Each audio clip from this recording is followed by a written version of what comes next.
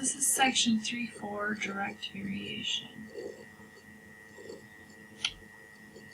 Direct variation has the equations in the form y equals kx. A lot of people like to think of them as the slope-intercept form though, y equals mx plus b, because that form comes up a lot.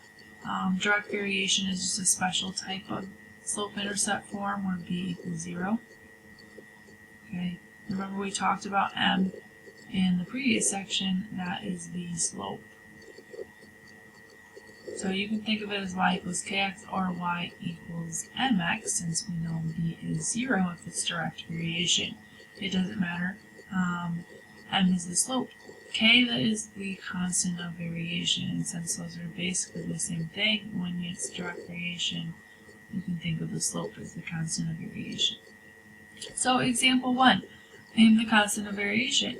Well, we know that direct variation equations are in the form y equals mx, and m is the slope, which in direct variation is also the constant of variation.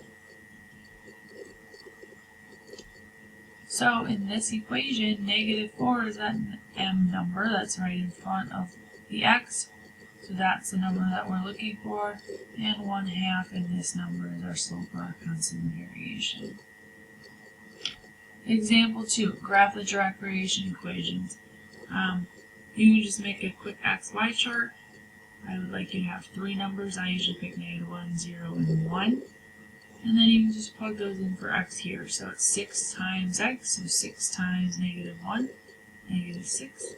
6 times 0 is 0. 6 times 1 is 6. And then we can just go ahead and graph those. Oops, I slammed it back. Try that again. That was really...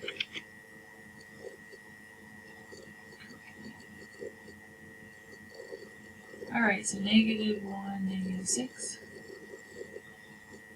Right here at the bottom, 0, 0, and 1, 6.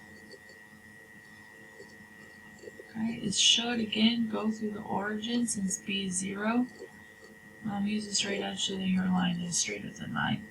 And then the other one, y equals -3/4 x. You can use -1, 0, and 1 again, but I see that the denominator is 4, so I'm going to change to -4, 0, and 4, so that I don't get fractions when I multiply by -3/4.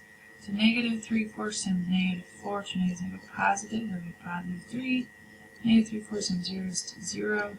-3/4 times 4 would be -3.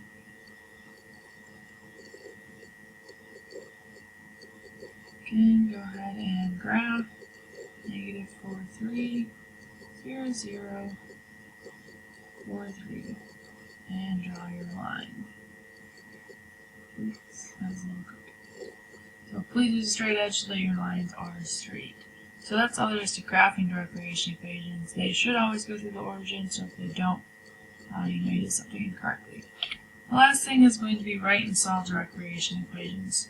So suppose y varies directly as x, so since it says it varies directly, we know the equation should be in this form.